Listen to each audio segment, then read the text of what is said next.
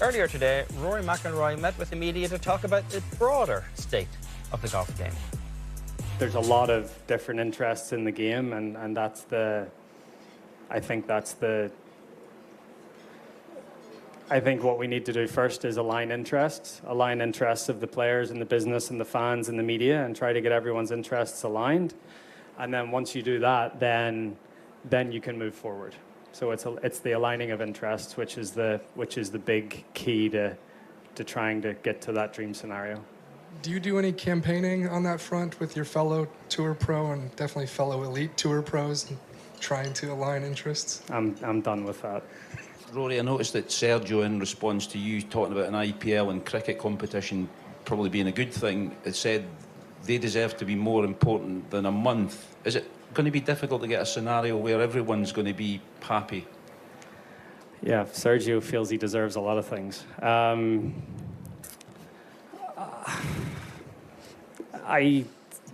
Again, it's trying to align interests, as I said to Sean, and I think right now it's just very, very hard to align everyone's interest in the game. Well, what Rory's right about here, Damon, is that it is hard to align the interests because there are so many of them and so many that are competing. When you think about it, there are the elite players who want the tour to be structured around them with money. There are the rank and file who want to keep jobs. There are the LIV players who want to be told that they are more than just stooges for autocratic sports washers. There are tours around the world that want to remain relevant. There are tournaments that want to remain relevant. There are sponsors who want value for money. There are fans who want just simply a good product. There's a PGA Tour that wants to protect its commercial interests, and there are the Saudis who want to essentially detract from their abuses.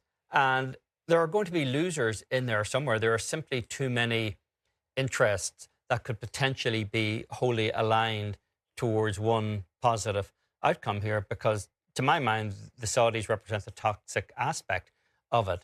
But there are simply, even if you leave the Saudis out of it, there are so many interests that are simply not aligned in the correct direction. There are going to be losers in this scenario. Yeah, there always are and always have been. I think you can go back to the 40s and 50s, when you had the best players in the world, then, Ben Hogan, and wanting to kind of tighten up the cut and making only like the top 20 or 30 paid. And you had the proletariat saying, hey, what about us? And I think in this era of raising purses and what was a fractious relationship between the PGA Tour and LIV, I think the players right now have an outsized view on what their value is. And coming off of Rory's quote that we just played, Thomas Bjorn, former European Ryder Cup captain, went on social media and had this to say about aligning interests and kind of where we are in professional golf. The pyramid of golf has many layers. The pro game is the shining light at the top of the pyramid.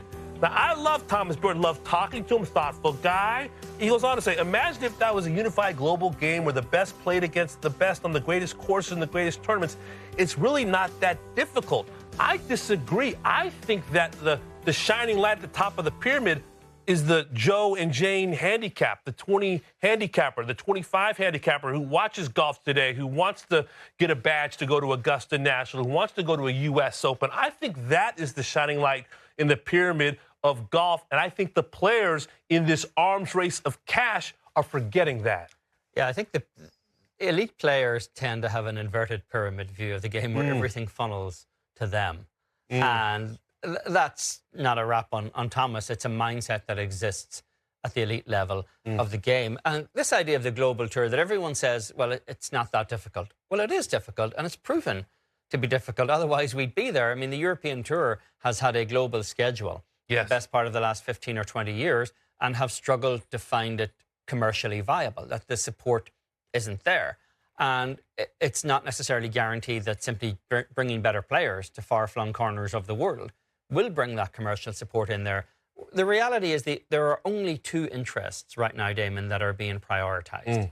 And those are the interests of elite players and the interests of Saudi sports watching. Those are the only two that are aligned right now. They're just asking everyone else to get on board with it. And on that note, there are reports that the commissioner of the PGA Tour, Jay Monahan, is in Saudi Arabia meeting with the PIF governor, Yasser Al-Rumayyan?